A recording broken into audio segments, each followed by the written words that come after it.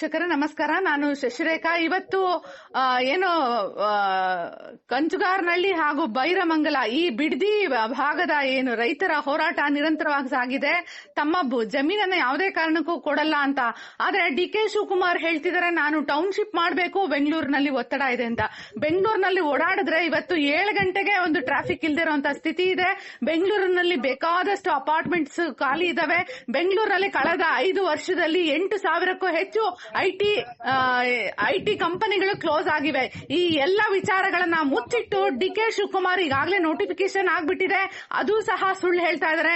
ಹಿಂದೆ ಏನು ಕುಮಾರಸ್ವಾಮಿ ಅವರು ನೋಟಿಫಿಕೇಶನ್ ಮಾಡ್ತೀನಿ ಅಂದಾಗ ರೈತರು ಅದನ್ನ ಹೋರಾಟ ಮಾಡಿ ನಿಲ್ಲಿಸಿದ್ರು. ಈಗ ಡಿ.ಕೆ. ಶಿವಕುಮಾರ್ ಸುಳ್ಳು ಹೇಳ್ತಾ ಇದಾರೆ, ನೋಟಿಫಿಕೇಶನ್ ಆಗ್ಬಿಟ್ಟಿದೆ, ಭೂಮಿಯನ್ನ ಯಾವುದೇ ಕಾರಣಕ್ಕೂ ಬಿಡಲ್ಲ ಅಂತ ಹೇಳಿ ಇವತ್ತು ಇನ್ನೊಂದು ಹೊಸ ನೌಟಂಗಿ ಮಾಡ್ತಾ ಇದಾರೆ. ರೈತರ ಜೊತೆ ಮಾತನಾಡಿದೀನಿ ಅಂತ, ರೈತರ ಜೊತೆ ಮಾತಾಡ್ತಾ ಇದ್ದೀನಿ ಅಂತ ಹೇಳಿ ಒಂದು ಗೋಧಿ ಮೀಡಿಯಾಗಳಲ್ಲಿ ಬರ್ತಾ ಇದೆ. ಇವತ್ತು ಅದರ ಸ್ಥಳೀಯವಾಗಿ ಸ್ಥಿತಿಗತಿ ಏನು ಅಂತ ಹೇಳಿ ಸ್ಥಳೀಯರನ್ನೇ ಮಾತಾಡ್ಸೋಣ. ಸರ್ ನಮಸ್ಕಾರ, ರೈತರನ್ನ ಮಾತಾಡ್ತಾ ಇದ್ದೀನಿ. ಸರ್ ತಮ್ಮ ಹೆಸರು ಹೇಳಿ ಸರ್.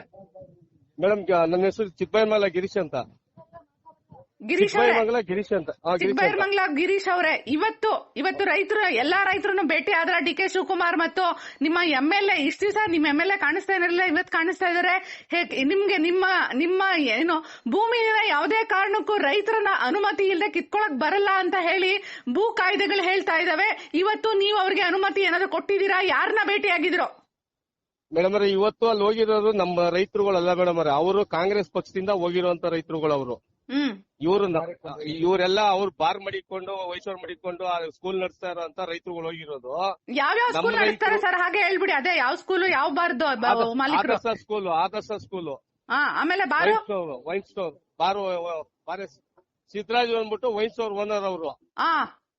ಅವ್ರು ಕರ್ಕೊಂಡೋಗಿರೋದು ನಮ್ಮ ಅವ್ರು ಕರ್ಕೊಂಡೋಗಿರೋ ಎಷ್ಟು ಜನ ಹೋಗಿದ್ರು ಸರ್ ಇವತ್ತು? ಇವತ್ತು ಅವ್ರೊಂದು 10-15 ಜನ ಹೋಗಿರ್ಬೇಕು ಮೇಡಮ್ ಅವ್ರೆ.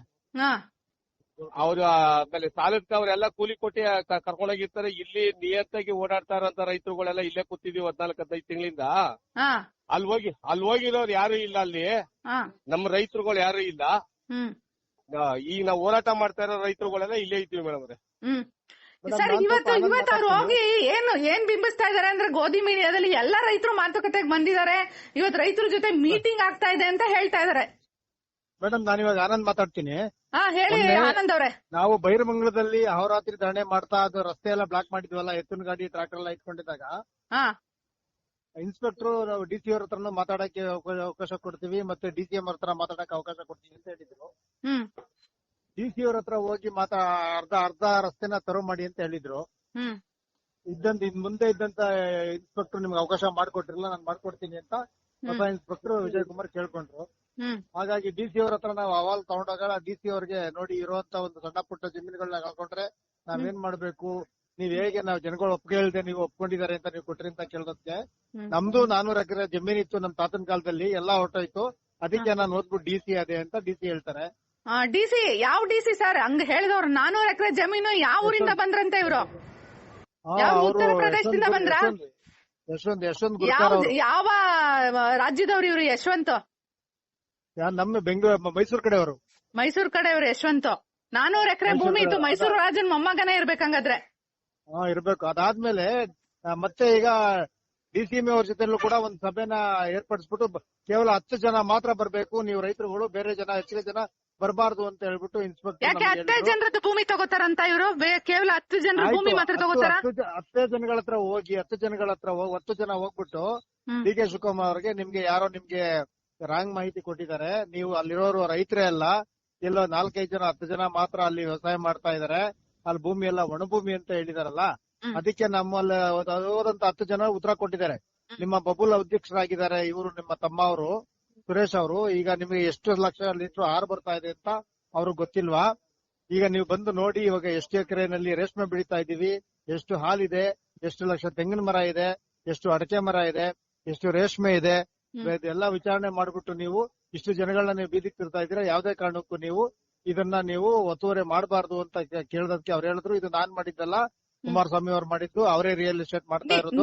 ನೀವು ಕೇಳಬೇಕಾಗಿತ್ತು, ಕುಮಾರಸ್ವಾಮಿ ಮಾಡಿರೋದು ಎಲ್ಲದನ್ನು ಕೈ ಬಿಡ್ತೀವಿ ಅಂತ ತಾನೇ ಇವರು ಅಧಿಕಾರಕ್ಕೆ ಬಂದಿದ್ದು. ರೈತರ ಕೃಷಿ ಕಾಯ್ದೆಗಳನ್ನ ತೆಗಿತೀವಿ ಅಂತ ತಾನೇ ನಿಮ್ಗೆಲ್ಲ ಬರ್ದು ಕೊಟ್ಟಿದ್ರು ಇವರು. ಎಲ್ಲ ಹೋಯ್ತಂತೆ, ವಚನ ಭ್ರಷ್ಟರಲ್ವಾ ಇವರು? ಹೌದೌದು. ಇವಾಗ ಅವ್ರಿಗೇನ್ ಹೇಳಿದ್ರು, ಆಯ್ತು ಈಗ ನಾವು ಮಾಡಿಲ್ಲ, ಡಿನೋಟಿಫೈ ಮಾಡ್ಲಿಕ್ಕೆ ನನ್ನ ಕೈಲಾಗೋದಿಲ್ಲ, ಯಡಿಯೂರಪ್ಪನವರು ಡಿನೋಟಿಫೈ ಆಗಿದ್ಯಾ?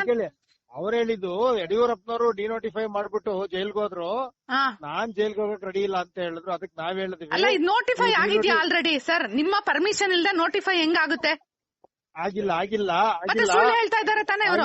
ಸುಳ್ಳು ಹೇಳ್ತಾ ಇದಾರೆ. ಅವ್ರೇನ್ ಹೇಳಿದಾರೆ, ಈಗ ನಾವ್ ಹೇಳಿದ್ವಿ ನೀವು ನೋಟಿಫೈ ಆಗಿಲ್ಲ, ನೋಟಿಫೈ ಆಗಿದ್ರು ಕೂಡ ಇವಾಗ ಬೇರೆ ಸರ್ಕಾರ 20 ವರ್ಷದಲ್ಲಿ ಎಷ್ಟು ಸರ್ಕಾರಗಳು ಬಂದೋಯ್ತು, ಎಲ್ಲಾರು ಕೂಡ ಅವರು ಏನೂ ಮಾಡ್ಲಿಲ್ಲ, ಅವ್ರು ಯಾರು ಡಿನೋಟಿಫೈ ಮಾಡಿಲ್ಲ, ಇಂಪ್ಲಿಮೆಂಟ್ ಮಾಡಿಲ್ಲ, ನೀವು ಅದೇ ತರ ಆರಾಮಾಗಿ ಕೈ ಬಿಟ್ಬಿಟ್ಟು ಹೋಗಿ ಅಂತ ನಮ್ಮ ಅಹವಾಲ್ನ ನಾವು ಅವ್ರಿಗೆ ಹೇಳಿದ್ವಿ. ಅದಕ್ಕೆ ಅವ್ರು ಸ್ಪೆಷಲ್ ಆಫೀಸರ್ನ ಕಳ್ಸಿಕೊಡ್ತೀವಿ, ಮತ್ತೆ ಸರ್ವೆ ಮಾಡ್ತೀವಿ, ಮತ್ತೆ ನಿಮ್ಮನ್ನ ಭಾಗಕ್ಕೆ ನಾನು ಕೂಡ ಬರ್ತೀನಿ ಅಂತ ಹೇಳ್ಬಿಟ್ಟು ಇವತ್ತು ವಿತಿನ್ 2 days ಅಲ್ಲಿ ಇವತ್ತು ಅವರು DC MLA ಅವ್ರನ್ನ ಕರ್ಕೊಂಡು, ನಟರಾಜ್ ಅವ್ರನ್ನ, GBD ಅಧ್ಯಕ್ಷ ನಟರಾಜ್ ಅವ್ರನ್ನ ಕರ್ಕೊಂಡು, ಅಲ್ಲಿರೋ ಇವ್ರನ್ನ, ಅಲ್ಲಿ ಯಾರು ಇವಾಗ ಪರ ಇದ್ದಾರೆ, ಸ್ಪೆಷಲಿ ಅವರೆಲ್ಲ ಕಾಂಗ್ರೆಸ್ನವರು, ಮತ್ತೆ ವೈನ್ ಸ್ಟೋರ್ ನಡೆಸ್ತಾ ಇರುವಂತವ್ರು, ಸ್ಕೂಲ್ ನಡೆಸ್ತಾ ಇರುವಂತವ್ರು, ದೊಡ್ಡ ಭೂಮಿ ಇಟ್ಕೊಂಡಿರೋ, ಅವ್ರನ್ನ ವ್ಯವಸಾಯ ಬಿಟ್ಟು ಬೇರೆ ವ್ಯವಹಾರ ಮಾಡ್ತಾ ಇರುವಂತವ್ರು, ರಿಯಲ್ ಎಸ್ಟೇಟ್ ಮಾಡ್ತಾ ಇರುವಂತವ್ರನ್ನ, ಅವ್ರನ್ನ ಅದ್ರ ಜೊತೆಗೆ ಎಲ್ಲ ಹಳ್ಳಿಗಳಿಗೆ ಬಸ್ನ ಕರ್ಸಿ ಅವ್ರಿಗೆಲ್ಲ ದುಡ್ಡುಗಳನ್ನ ಕೊಟ್ಟು, ಖರ್ಚಿಗೆ ಕೊಟ್ಟು ಅವ್ರನ್ನ ಕರ್ಕೊಂಡು ಹೋಗ್ಬಿಟ್ಟು ಇವತ್ತು ರೈತರು ಅಂತ ಹೇಳ್ಬಿಟ್ಟು ಅಲ್ಲಿ ಇವತ್ತು ಒಂದು ಮೀಟಿಂಗ್ ನ ಮಾಡ್ತಾ ಇದ್ದಾರೆ. ಇದು ಎಷ್ಟರ ಮಟ್ಟಿಗೆ ಇದು ಸರಿ ಅನ್ನೋದನ್ನ ನಾವು ತಿಳಿಯಕ್ಕಾಗತ್ತೆ ಹೇಳಿ ಮೇಡಮ್? ತಾವ್ ಯಾರು ಹೋಗಿಲ್ಲ ಹಾಗಾದ್ರೆ? ಅಲ್ಲಿ ಎಷ್ಟು ಜನ ಸೇರಿರ್ಬಹುದು? ಇಲ್ಲ, ನಾವ್ಯಾರು ಹೋಗಿಲ್ಲ. ನಾವು ಮೊನ್ನೆ ಹೋಗಿದ್ದು 10 ಜನ ಮಾತ್ರ ಹೋಗಿದ್ದು. ಇವತ್ತು ಬಾಲಕೃಷ್ಣ ಮಾತಾಡಿದ್ದಾರೆ, ಅಷ್ಟೇ ಕರ್ಕೊಂಡಿದ್ದಾರೆ. ಪರವಾಗಿ ಒಂದು 100 ಜನ ಹೋಗಿದಾರಾ? ಇರ್ಬೋದು, ಒಂದು 50 ಜನ ಇರ್ಬೋದು. 50 ಜನ ಬೇರೆ ಅಕ್ಕಪಕ್ಕ ಇರೋರ್ನೆಲ್ಲ ಕರ್ಕೊಂಡಿದ್ದಾರೆ ಮೇಡಮ್ ಜೊತೆಗೆ, ಬಾ ಅಂತ. ಅಂದ್ರೆ ರೈತರನ್ನ ಡಿವೈಡ್ ಮಾಡಿ ಇವರು ನಿಮ್ಮನ್ನ ಡಿವೈಡ್ ಮಾಡಿ ನಿಮ್ಮ ಹೋರಾಟನ ಹತ್ತಿಕ್ಕೋ ಪ್ರಯತ್ನ ಮಾಡ್ತಾ ಇದಾರೆ. ಅವ್ರ ಪಕ್ಷದವರೇ ಇವಾಗೇನು, ಅವ್ರ ಪಕ್ಷದವರು ಆವತ್ತು ಕುಮಾರಸ್ವಾಮಿ ಅವ್ರು ಮಾಡಿದಾಗ ನಮ್ಗೆ ಅಕ್ವೈರ್ ಬೇಡ ಅಂತ ಯಾರು ಹೋರಾಟ ಮಾಡಿದ್ರು, ಅವ್ರು ಇವಾಗ ಇವ್ರ ಪಕ್ಷದವ್ರು ಬಂದ್ಮೇಲೆ ಮಾಡಿ ಅಂತ ಅವ್ರು ಬಿಟ್ರೆ ನಿಜವಾದ ರೈತರು ಯಾರು ಹೋಗಿಲ್ಲ ಮೇಡಮ್. ಅಂದ್ರೆ ಇಲ್ಲಿ ರಿಯಲ್ ಎಸ್ಟೇಟ್ ಮಾಫಿಯಾನು ಇಲ್ಲಿ ವರ್ಕ್ ಆಗ್ತಿದೆ ಅಂತ ಹೇಳ್ಬೋದಾ? ಹೌದು, 100%.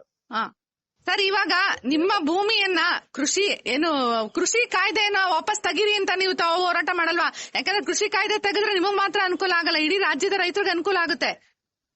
ಮೇಡಮ್, ಮೊನ್ನೆ ಪ್ರಾಂತ್ಯ ರೈತಾಧ್ಯಕ್ಷದ ಇದ್ರ ಕಡೆಯಿಂದ ಒಂದು ಪ್ರೆಸ್ ಮೀಟ್ ಕೂಡ ಆಯ್ತು ಗಾಂಧಿ ಭವನದಲ್ಲಿ. ನಿನ್ನೆ ಶಿವಮೊಗ್ಗದಲ್ಲಿ ನಮ್ಮ ಬಸವರಾಜಪ್ಪನವರು ರೈತ ಸಂಘದ ಅಧ್ಯಕ್ಷರು, ಅವರು ಕೂಡ ಪ್ರೆಸ್ ಮೀಟ್ ಮಾಡಿ ಇವತ್ತೆಲ್ಲಾ ಕಡೆ ಪೇಪರ್ ಅಲ್ಲೆಲ್ಲ ಬಂದಿದೆ. ಎಲ್ಲಾ ರೈತರ ರಾಜ್ಯದ ಎಲ್ಲಾ ಸಂಘಗಳು ಕೂಡ ಎಲ್ಲಾ ಪ್ರಾಂತ್ಯದವ್ರ ಹತ್ರನೂ ಕೂಡ ಇವತ್ತು ನಮ್ಮ ಹೋರಾಟ ನಾವು ಕೂಡ ಇವತ್ತು ಸಪೋರ್ಟ್ ಮಾಡ್ತೀವಿ. ಯಾವುದೇ ಕಾರಣಕ್ಕೂ ಮಾಡಬಾರ್ದು, ಕೈ ಬಿಡ್ಬೇಕು ಅಂತ ಎಲ್ಲರೂ ಕೂಡ ಇವತ್ತಿನ ಪೇಪರ್ ಅಲ್ಲಿ ಬಂದಿರೋದನ್ನ ನಾನು ನಿಮ್ಗೆ ಕಳ್ಸಿಕೊಡ್ತೀನಿ. ಎಲ್ಲಾರು ಮಾಡ್ತಾ ಇದೀವಿ, ಎಲ್ಲಾರು ಈಗ ಒಗ್ಗಟ್ಟಿಗೆ ಸೇರ್ಬೇಕು. ಇವಾಗ ರಾಜ್ಯದ ಎಲ್ಲಾ ಸಂಘ ಸಂಸ್ಥೆಗಳು, ಎಲ್ಲಾ ರೈತಾಪಿ ಸಂಘಗಳು ಎಲ್ಲಾರು ಸೇರಿ ಇವಾಗ ಇದಕ್ಕೆ ನಾವು ಮತ್ತೆ ಇನ್ನೊಂದು ದೊಡ್ಡ ಒಂದು ನಿಲುವನ್ನ ತಗೊಳ್ತೀವಿ ಮೇಡಮ್. ಸರ್, ತಾವು ಇವಾಗ ಕೇಳಬಹುದು, ಇವಾಗ ನಿಮ್ಮ ಭೂಮಿಯನ್ನು ಕೊಡಿ ಇವರು ಅಂತ ಕೇಳ್ತಿದ್ದಾರೆ. ಅದೇ ಇವರ ಸಂಬಂಧಿಯಾದ ಸಿದ್ಧಾರ್ಥ ಅವರು 11,000 ಎಕರೆ ಕಾಫಿ ತೋಟದ ಭೂಮಿ ಇತ್ತು, ಅದನ್ನ ಏನಾದ್ರೂ ಈ ರೀತಿ ಸಾಮಾಜಿಕ ಕಾರ್ಯಗಳು ಕೊಟ್ಟಿದ್ದೀರಾ ಅಂತ ಕೇಳಬಹುದಿತ್ತಲ್ಲ ನೀವು? ಮಾತಾಡಕ್ ಅವಕಾಶ ಕೊಡ್ಬೇಕಲ್ಲ ಮೇಡಮ್, ಮಾತಾಡಕ್ ಅವಕಾಶನೇ ಕೊಡಲ್ಲ ಅವರು. ಒಟ್ಟಾರೆ ವಾರ್ನಿಂಗು ಜೋರಾಗಿ ಯಾರು ಮಾತಾಡಂಗಿಲ್ಲ, ಗೊತ್ತಾಯ್ತಾ? ಇಷ್ಟೇ ಮಾತಾಡ್ಬೇಕು, ಹಂಗಿದ್ರೆ ಮಾತ್ರ ಒಳಗ್ ಬನ್ನಿ ಅಂತ ಮುಂಚೆನೆ ವಾರ್ನಿಂಗ್ ಮಾಡಿ ಕರ್ಕೊಂಡು ಹೋಗ್ತಾರಲ್ಲ. ಏನೋ ಅವ್ರ ಸಂವಿಧಾನ ಅವ್ರು ಸೃಷ್ಟಿಸಿರೋದಂತ, ಇದು ಅಂಬೇಡ್ಕರ್ ಸೃಷ್ಟಿಸಿದ ಸಂವಿಧಾನ ಅಂತ ಪರ ಇರೋರಿಗೆ, ಬಾಲಕೃಷ್ಣ ಅವರು ಪರ ಇರೋರಿಗೆ ನೀವು ಆರಾಮಾಗಿ ನಿಮ್ಗೆ ಏನೇನು ಒಳಗಡೆ ಇದೆ ಎಲ್ಲಾರು ಕೂಡ ನೀವ್ ತೋಡ್ಕೊಡಿ ಅಂತ ಹೇಳಿ ಪರ ಇರೋರಿಗೆ ಹೇಳ್ತಾ ಇದಾರೆ. ನೀವು ಹಾಗಾದ್ರೆ ನೀವ್ ಯಾರು MLA ಸೃಷ್ಟಿಸಿಲ್ಲ, MLA ಆಯ್ಕೆ ಮಾಡಿಲ್ಲ, ರಿಯಲ್ ಎಸ್ಟೇಟ್ ಏಜೆಂಟ್ ಗಳನ್ನ ಆಯ್ಕೆ ಮಾಡಿದೀರಾ ಅನ್ಸಲ್ವಾ ನಿಮ್ಗೆ? ಈಗ ಅವರೆಲ್ಲ ದುಡ್ಡುಗಳು ಕೊಟ್ಬಿಟ್ಟು, ಕಾರ್ಡ್ಗಳು ಕೊಟ್ಬಿಟ್ಟು ಹಾಕ್ಸ್ಕೊಂಡಿರೋ ಓಟ್ಗಳು, ಮತ್ತೆ ಬಿಟ್ಟಿ ಭಾಗ್ಯಗಳನ್ನ ಕೊಟ್ಬಿಟ್ಟು ಮಾಡ್ಕೊಂಡಿರೋ ಇದು ಓಟುಗಳು ಮೇಡಮ್. ವೀಕ್ಷಕರೇ, ಇದುವರೆಗೂ ಅಲ್ಲಿನ ಸ್ಥಳೀಯ ರೈತರು ಮತ್ತೆ ಹೋರಾಟದಲ್ಲಿ ಇರುವಂತಹವರೇ ತೊಡ್ಕೊಂಡು ಹೇಳಿದ್ದಾರೆ. ರೈತ ಮಹಿಳೆ ಮಾತಾಡ್ತಾರೋ ಮೇಡಮ್, ನಾನೇನು ಮಾತಾಡ್ತೀನಿ. 1-2 ಮಾತು, ಯಾಕಂದ್ರೆ ತುಂಬಾ ಲೆಂತಿ ಆಯ್ತು, ಹೇಳಿ 1-2 ಮಾತು. ಎರಡೇ ಮಾತು ಮೇಡಮ್. ಇವತ್ತೇನು ರೈತರು ಹೋಗಿದಾರೋ, ರೈತರುಗಳು ಹೋರಾಟ ಮಾಡಿ ನಮ್ಗೆ ಬೆಂಬಲ ಸಿಗ್ತಾ ಇಲ್ಲ. ಅದೇ ಇವ್ರು ಬಾರ ಅಂಗಡಿಯವರು, ಇಸ್ರೋರು, ಆಧಾರ್ ಇಸ್ಕೊಳ್ಳೋರೆಲ್ಲ ಹೋಗಿ ಅಲ್ಲಿ ಇವನ್ನ ಹಿಡ್ಕೊಂಡು ನಾವ್ ಕೆಲಸ ಮಾಡ್ತಾವ್ರಲ್ಲ, ನಾವ್ ರೈತರುಗಳು ಏನ್ ಮಾಡ್ಬೇಕು? ನಾವು ಅದ ಭೂಮಿ ಕೊಟ್ಬಿಟ್ಟು ನೀವು ಇದೇ DK ಶಿವಕುಮಾರ್ ಅವ್ರನ್ನ ಪ್ರಶ್ನೆ ಕೇಳಿ, ನಾನು ಕೇಳಕ್ ಹೇಳ್ತಾ ಇದ್ದೀನಿ. ಇದೇ ತೆಲಂಗಾಣ ರಾಜ್ಯದಲ್ಲಿ ರೈತರು ಆತ್ಮಹತ್ಯೆ ಮಾಡ್ಕೋತಾ ಇಲ್ಲ, ನಮ್ಮ ರಾಜ್ಯದಲ್ಲಿ ರೈತರು ಯಾಕೆ ಆತ್ಮಹತ್ಯೆ ಮಾಡ್ಕೋತಿದ್ದಾರೆ, ಅದು ಉತ್ತರ ಹೇಳಿ ಅಂತ DK ಶಿವಕುಮಾರ್ ಅವ್ರನ್ನ ನೀವು ಕೇಳಿ, ನಾವು ಕೇಳ್ತಾ ಇದೀವಿ. ಮೇಡಮ್, ಇದುವರೆಗೂ ಮಾತನಾಡಿದಕ್ಕೆ ಧನ್ಯವಾದಗಳು, ನಮಸ್ಕಾರ, ಥ್ಯಾಂಕ್ ಯು. ಅಷ್ಟೇ.